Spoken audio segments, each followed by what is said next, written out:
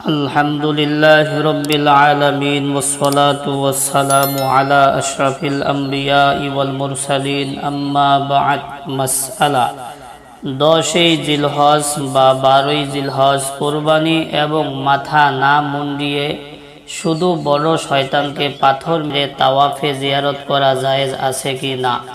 এই মাসআলার উত্তর হইল, হজ্জে তামাত্তু ও হজ্জে কিরানে তিনটি বস্তুর মধ্যে ধারাবাহিকতা বজায় রাখা ওয়াজিব, অর্থাৎ প্রথমে পাথর মারা, এরপর কুরবানি, অতঃপর চুল খাটো করা বা মাথা মুন্ডানো, আর এই কাজগুলোর পরে তাওয়াফে জিয়ারত করা সুন্নাত।